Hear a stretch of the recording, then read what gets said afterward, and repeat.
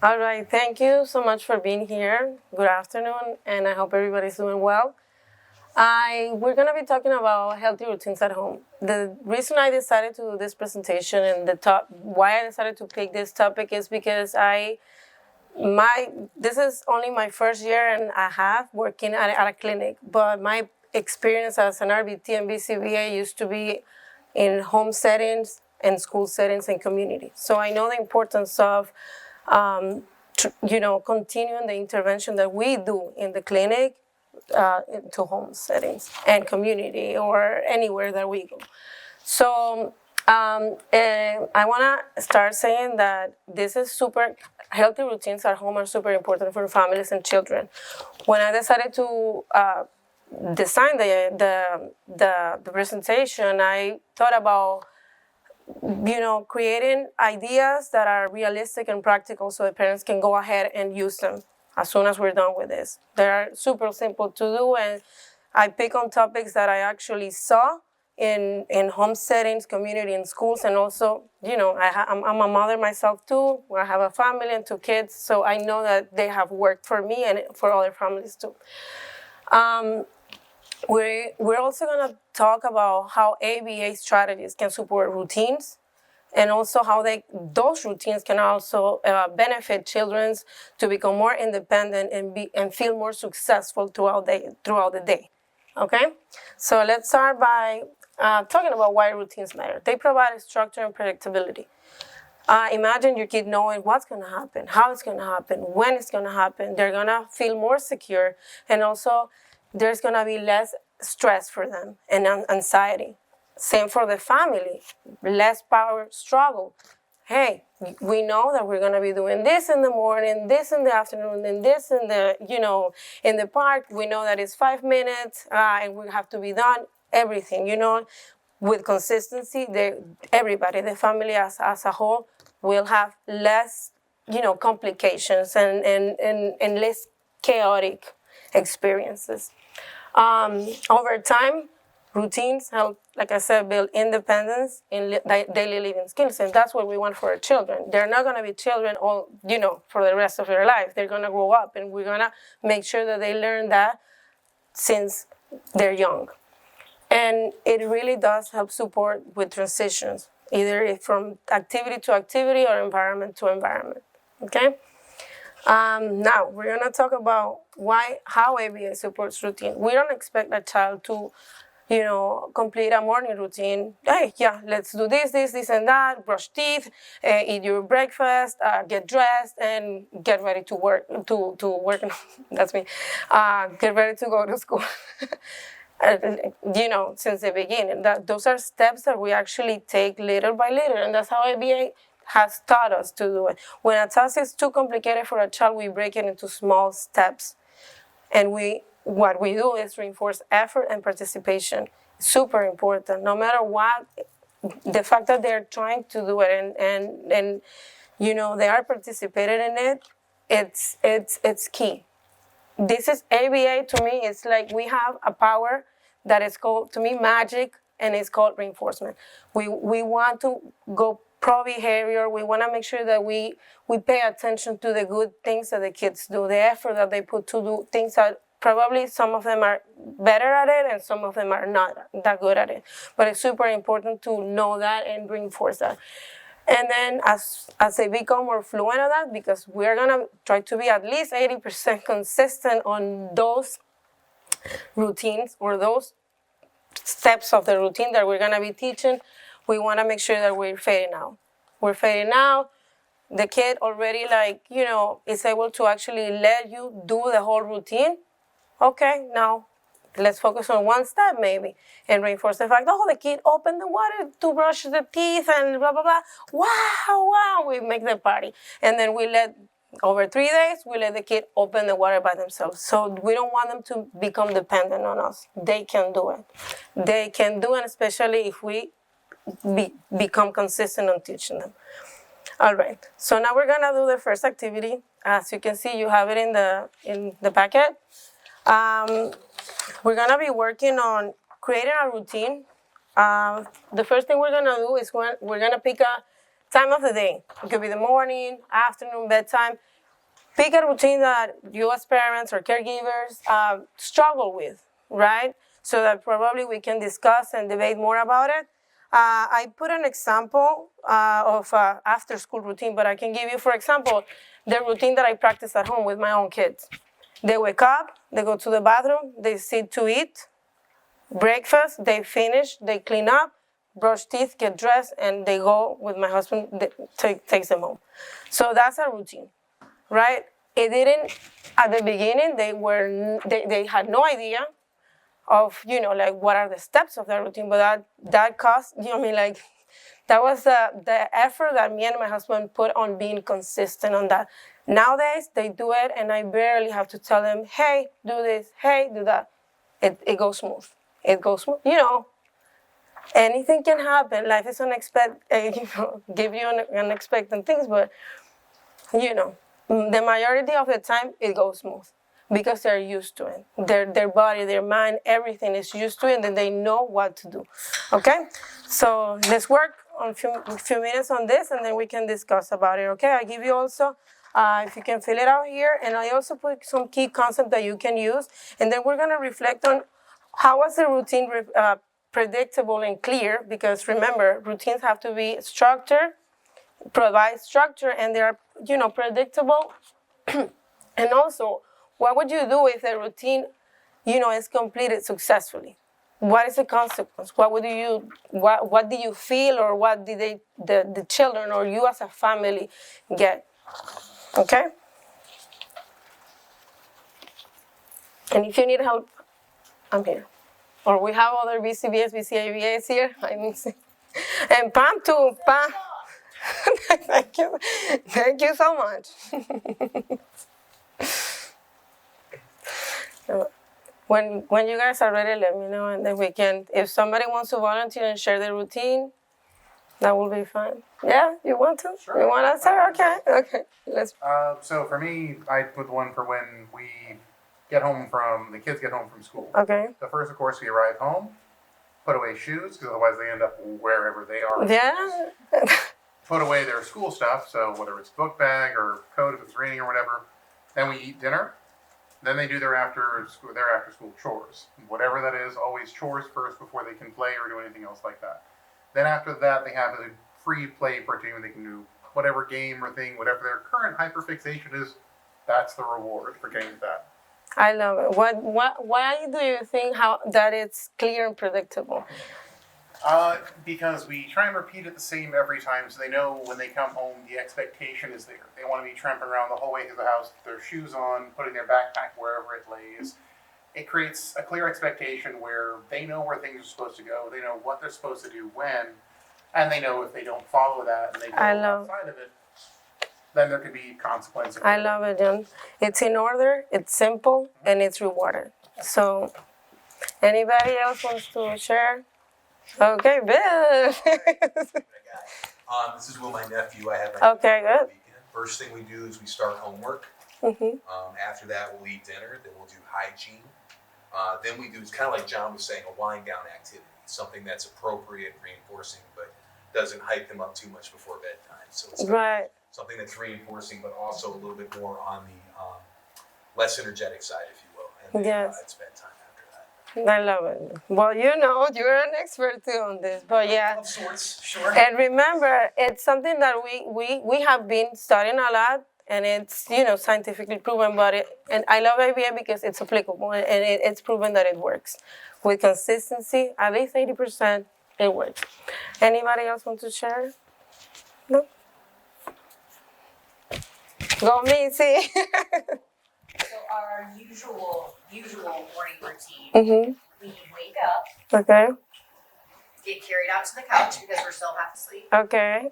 and then we'll sit on the couch for a little bit. Stop as we're choking.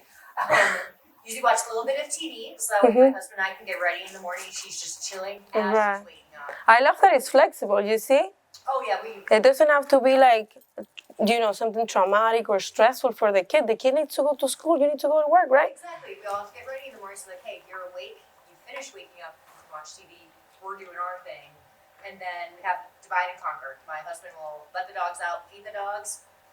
Today he picked out our outfit. Sometimes I do, he usually does. I make sure we get dressed, because he usually leaves before me, and then what do we do in the morning? What do we always do when we have to, before we leave? Yay! Take care, we also go potty, brush our teeth before that. Okay. Go clean. That's good. That's good. Thank you. Okay. Anybody wants to share their? Okay. My kid's older, but Okay. That's okay. Don't worry. This applies for older kids, even for husbands, and that would be good. Sorry. When he comes home, he's supposed to put his backpack right away. Because usually, like he said, it will just end up anywhere. Yeah. And he lets the dog out. That's his thing now. And he's Okay, supposed to sit good. on the couch until the dog is done, and then he comes back in. And then he's make sure his wallet's put away, because that's another thing that could be.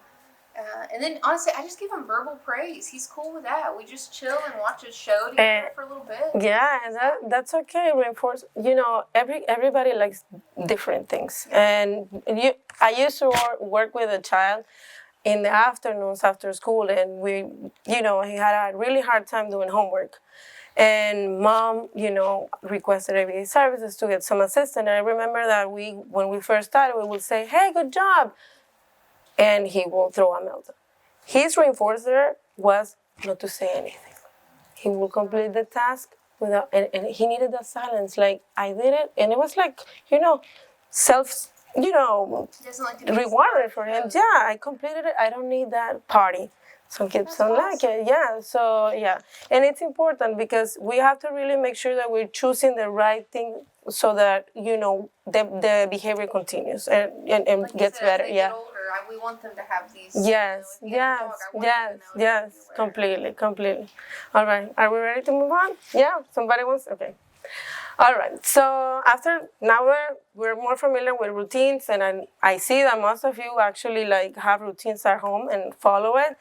Well, I decided to include some of the routines that I have seen or I experienced throughout the day, and give some examples and tips. For example, morning routine could be waking up at the same time. The kid, make sure, for example, I wake up my kids at 6:15 every day. I have been doing it on at least during the weekdays. Their body is already trained for that. They know that they have to go to bed at 7:30, 8, and their body already is ready to wake up. And when I go, obviously, probably my daughter is already using an alarm clock, so that she's actually becoming more independent on waking up herself. My son is a little bit of this deep sleeper, so I have to go and tell him, "Hey, wake up." But I know his body is, already feeling ready to wake up, and the struggle is less for him and for me, right? Hey, So- Sophia, that's a good one to remind parents. Haven't you all been in the situation when Saturday morning we're trying to sleep in? No, that doesn't. It doesn't work because their bodies are like, no, Yeah. sorry, I'm going to go watch cartoons. Or You're training your body. Saturday means nothing. Yeah. At the same time. I think that was a really good one. You're talking about how Yeah. the body gets into that natural rhythm. Yeah. Your kids aren't prompted, but then the first one's, it's Saturday, let's turn the TV on. We all did that. It's all we are serious. Yeah. To our parents. We just had the Saturday morning cartoons that they don't know about now. Yes. No, I agree. I'm telling you. And then it's like Saturday, I try to sleep 1 more hour, but my body's already telling me, "Hey, remember, you wake up at this time." So it's like, and the older you get, the body is going to wake you up faster. Brushing teeth. Some kids like it. Some kids don't. Some kids are not ready for that. So be prepared. Like, if you know your kid struggles with that, be prepared to wake up a little bit early, or make it fun, or buy the brush, the toothbrush that they like, or the flavor that they like, and remember, keep the steps easy and fun. We don't want to turn any of these aversive for the kid or like a punishment experience. No, punishment experience. This has to be fun because you have to continue with this. And you will see that I put that in my presentation. Teach them young. These are things that we don't want to skip as we grow up. Getting dressed, clothes prepared ahead of time. it reduces stress and saves time. I've been in the situation where, okay, I thought that I have everything ready, and my kids show up with the uniforms. Mommy, my uniform has a hole. And we found out that, during the morning, I had to go get ready and all that. And you know what? Let me fix it. So you don't want to, it becomes chaotic for everybody in the house. And I think that it's kind of like a domino effect. And I tell my family this all the time. If one of us fail at not keeping us together, the rest too. It's super important that we teach them that we got to work as a system. Super important. So, and model it too. It's not that you got to do this, you got to do that. Are you doing it too? So it's super important because they see that. And eat a consistent breakfast. What I learned from experience, important of saying, what do you want to eat the next day? Do you want to eat eggs or milk? And I make sure that I actually do have it, because the moment that I say, okay, you want to drink milk, and then the next morning I open my fridge and there is no milk, they're older. My kids are 9 and 11. They tolerate things better. But a younger one probably will throw a fit. And it depends on how they feel and all that. They have their days. They're kids. We all also have our days. So, all right. Any questions? Or you're going? Okay. And then home assignments. Not everybody brings homework to home, but some kids do. And I have had experience with kids who actually do, and my kids, sometimes they bring projects that I have to work with, and I make sure that you want to ensure that to maximize the learning experience. So make sure that there is a stress and distraction-free environment. It's not that you're gonna watch your favorite show and put your child there so that, are you doing your homework? No. Make sure that it's quiet. If they need a little bit more assistance or attention, then go ahead and help. It's about maximizing the learning experience for them. Using a time for focus in the fun period so that they can know when the break comes. Some kids don't like or don't understand timers. What I do sometimes with my kids is I don't use a timer, but I say, okay, 2 more pages, and then you're done. That's it. And then we can take a break. So a timer or like a specific expectation of when it's going to be done, it helps them, like there's going to be an end of this and get a reward, of course. And then include sensory movement or breaks. That helps children regulate and come back to the next activity in a better mood. My son is very active, so I have to let him, hey, go play outside, run the bike, throw the ball, and come back, and he's coming back and he's sitting and he's paying more attention once he's done. And he was, reinforced for the fact that he actually worked. And then provide reinforcer, remember the magic, the sugar. It could be a preferred item, an activity, a preferred person. My son sometimes asks me, can I go play with the neighbor? Yes, go. You finish, you deserve it. And this increases motivation, and the routine becomes even more positive for them. Okay? All right, so let's move for the meal routine. The purpose of meal routine is not to have the child know what to expect, but also to create opportunities for participation and skill building. This, washing hands, set up the table, and sitting to eat, encouraging your kids, I tried this new food, clean the table and put it away. This could be all predictable for them, and it's a structure. But at the same time, what if you start teaching your children to put out the table when they become 4 or 5, and they're capable of doing it? You're already teaching, a skill acquisition for daily living. It's same as washing the dishes and things like that. And they also, like we said, we gotta model it too. It's not that we're gonna put them as, hey, you gotta do this while I just sit and watch my show. No. We do it together, and then, reward that too. Hey, guess what? Wash my car, and then you get a token or things like that. But I'm talking about meal routines, though. Bedtime routine. This is very special for me because I think they're very important because it helps all these steps that I'm gonna say, or not the steps, but kind of like signs that they experience are important because they prepare their body and their mind to know that it's time to bed. Some kids struggle with bedtime, and keeping a consistency on these things like bathing or showering, whatever you choose, putting a pajama and doing hygiene like brushing teeth or washing face and hand, calming. Like I put my kids' eyes like a relaxing song, and they know that that's it. Fun is over. It's time for your body to rest and your brain too.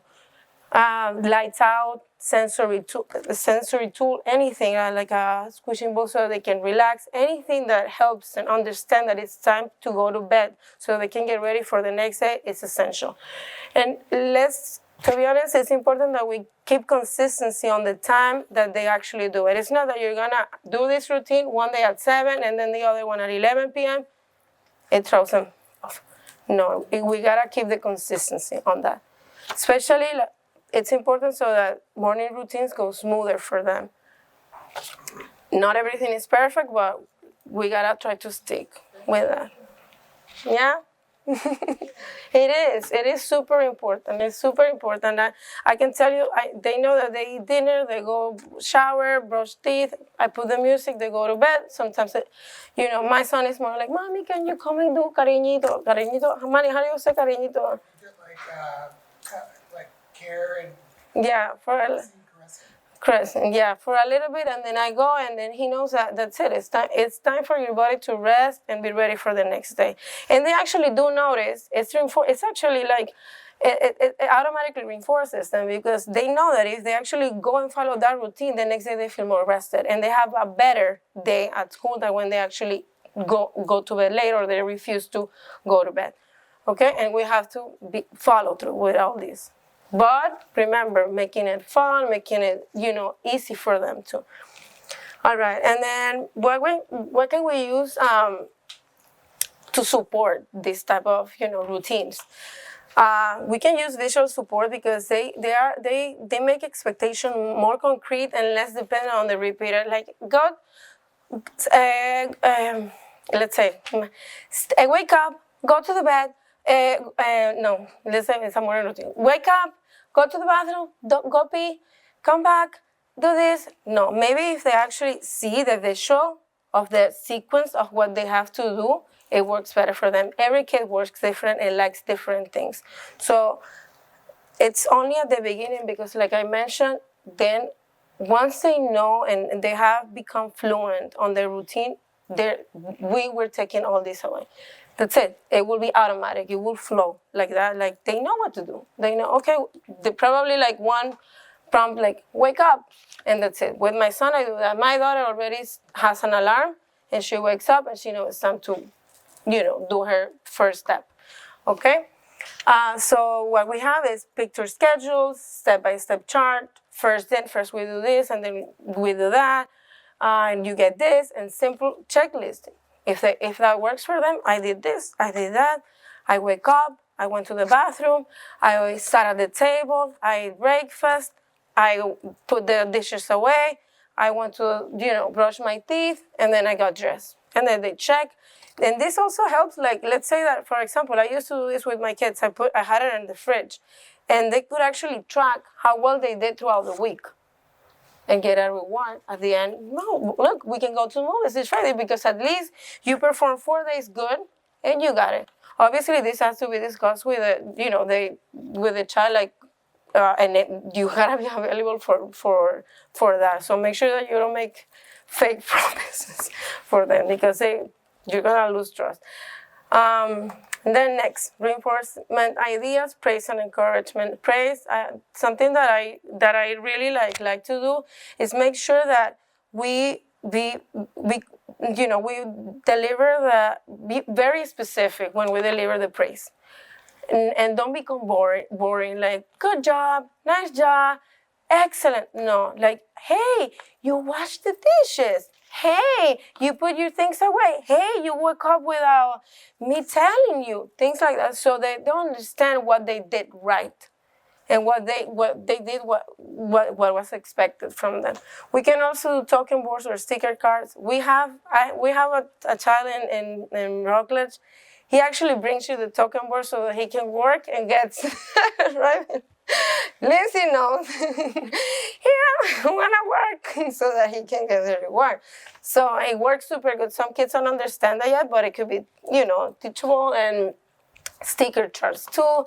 Sensory activities, swing, trampoline, pool, bubbles, things like that. Those are things that if the kid likes it, and if he did a good chore or completed a routine with less, anything that catch them doing something good about the routine, give it.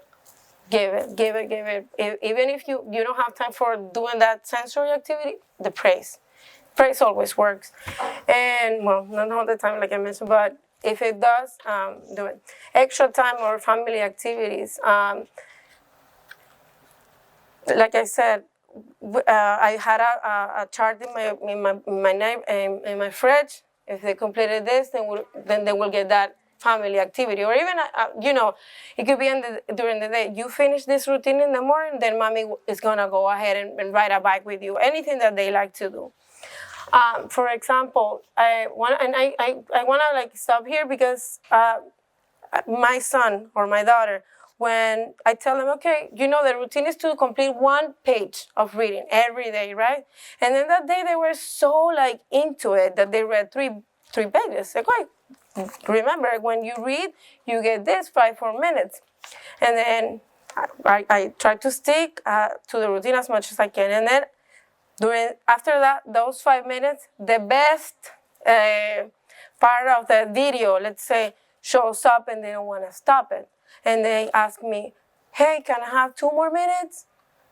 I tell them, yes, you can, for 2 things. You put extra effort working on your reading, and also because you didn't throw the tablet or didn't say, no, they ask for it. And I love that it's super important to encourage communication.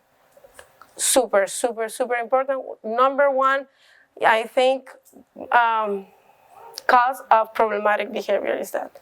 So I really, think so. So I want to close the slide saying that reinforcement helps encourage participation and success within routines and also motivates the child. And it has to be tied to progress and effort too. Okay? Another activity, that will be the number 2 activity, and then the last one, and then you can take home the other one. So there are going to be 3 scenarios that you can read, and you don't have to pick all of them, just pick one, and there's an example for guidance, and then it will ask you what might be causing the difficulty. It's really easy, so it's really easy scenarios. And then what are 1 or 2 changes that you will make, and how will this help the child? So a few minutes, and then somebody can volunteer.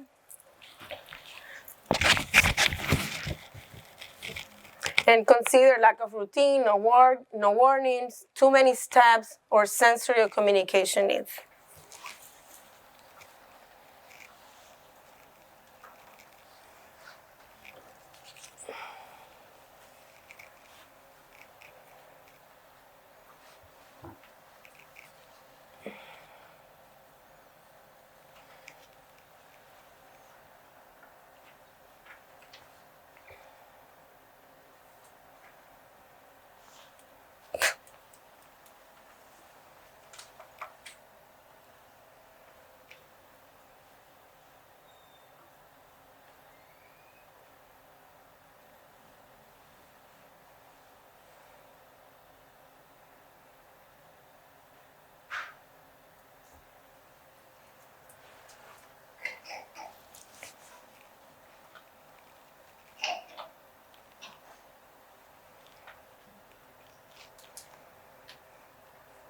They're volunteering?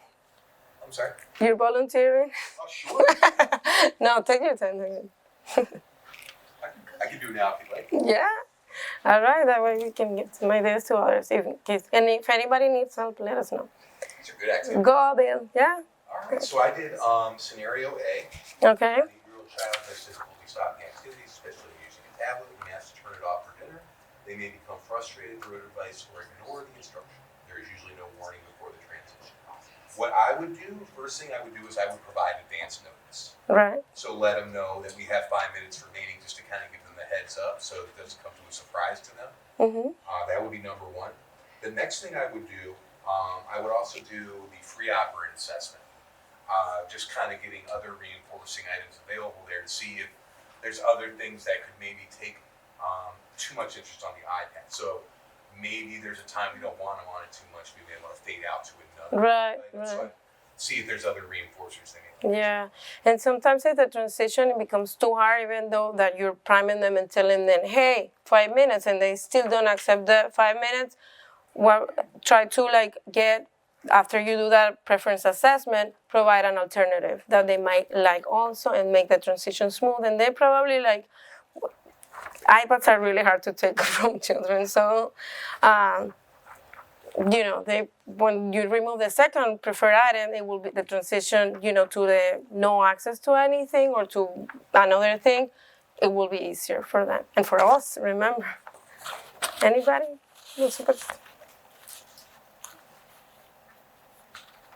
Lindsay, come on, Lindsay. So another thing that you could do is instead of providing an iPad before dinner, when they have a hard time transitioning from iPad to dinner, is instead provide the iPad after dinner. Right. So that's the reinforcer For like following directions, eating their dinner. right. I love it. Kaylin? I did the second one. Okay, good. I said I definitely would give a warning for the transition. Or another idea with that if the warning wasn't, effective, because for some kids you can tell Right. they're still interested. They're like, great, 1 minute until I throw this at you. I would probably transition with the toy to the table. So hey, first walk over with me and Right, the toy right. with you, and then you're able to feed that. Create that momentum. Yeah, provide more consistent times for dinner, so it always happens, after we do this activity or at 5 o'clock, so you can't give that visual prompt of a clock or something that's related I love to it. That's that right. time. That's great. That's great. Anybody else wants to share or have questions? Okay, we can move on then. We're almost done. Some parent and caregiver trainings, consistency, importance, but flexibility matters too. Because real life doesn't always go exactly as planned. Unexpected events happen, and we know that. And finally, celebrate all progress and small steps, because changes, and this is super, to me, I love this. And when I wrote it, I was like, I need to explain it a little bit more. Changes take time and success build gradually. And you don't want to it's not like, for example, let's take it like a real life as an adult. I want to start working out, and then just because summer is coming up, no, because make it like a part of your life. It's not that you're gonna do it just because you're going on a trip and then you want your kids to behave good and wake up early so that you can go to no, like a daily habit. Be consistent with your kids' routine, with your family routine. It's, to me, super important, and it works. It facilitates your life, the children's life, and you're setting them for success in the future. So start small, one routine at a time. It doesn't have to be, especially when they're young. Start small. And then be consistent but flexible. Consistency is key. 80% of the time that you practice the routine that you're working on with your kids, it should work. Using the magic, the sugar, the reinforcers. Involve your child in choices. Let them participate. Would you want to, after you do this, you want this or that? It's important that they actually become, that they can advocate for themselves and be ready for real life. Okay, I don't want this, but I want that. And that's what's going to make me actually perform the routine or the task that is being asked from me. And celebrate all progress. Super important. My son can now order for himself. Like that, I feel like that's good practice too later. Yeah. When they go out to eat or something. Like now he's like, I'll have the chicken sandwich. Whereas before he's like, I can't order. Yes. I love it. And it's important because at the end of the day, they're gonna have to do it by themselves. And that's what we want from them. And we always have to believe that they're capable. with assisting them at their level, but always trusting that they are going to be capable of doing it. It's important. And to close, I want to say that healthy routines, brighter futures, like I said. Routines support independence, reduce stress. We don't want stress, right? And strengthen family life. Small daily steps lead to lifelong skills. And the goal is not to create a perfect routine, but to create one that is realistic, supportive, and sustainable. It has to be sustained. It's not just like for a month that we're going to be doing this. It has to work and stay in their life or your child and your family. All right. Well, thank you so much again for being here. I hope you like it. And questions with Manuel. No. Yeah, I just wanted to ask, actually comment / question. Okay. I really like how you brought up that we should reinforce effort. I agree entirely. Mhm. Sometimes I think kids may just be having trouble, but they're trying, and I think that counts. Yeah. So here comes the question. What I've always done to discriminate reinforcement between that is maybe give them a lesser reward for effort and then a bigger reward for trying. So, or for completion. So for example, if I have a child who may clean something up and he made a few errors, but there were no behaviors and he just did the best he could, I may give him half of the reinforcement, Right. opposed to the full one for actually completing it successfully. And that's completely perfect. And that's what, especially if you've been working, on a routine that it's taking them a little bit, longer. And then all of a sudden you see that, like I said, the example of opening the water, and they open the water. That's a party right there. That's a party. Today we had a successful story with one of our kiddos there. He peed for the first time in the toilet. Come on, that was a whole party. Mom was super happy. Mom is... Yeah, so, and this was a kid who's old enough to be able to do it, and come on, like, we celebrated that. I mean, like, good job, you did it, come on, give it up. Yes, and Mom was super happy after Mom knew that, and that's something that my goal is that you guys keep this and understand that we work hard in the clinic and the importance of continuing the intervention at home. So when Mom knew all that about how long are you taking him, how are you doing it, and all that, and I'm pretty sure she's very involved and she will continue it at home. And then, what is she doing? What are we doing? Making him be successful in life, making him be independent. So... Well, would there be anything else you would add to that other than Yeah. the reinforcer that could help with that? No, Bill, he's asking me. Yeah. I'd really like to add more to my bag. No, I think it depends on the case, but I think like I will follow it like that, completely like that. Thank you. Thank you, Good Bill. stuff. Thank you for volunteering. And thank you for being here, for your time. Thank you.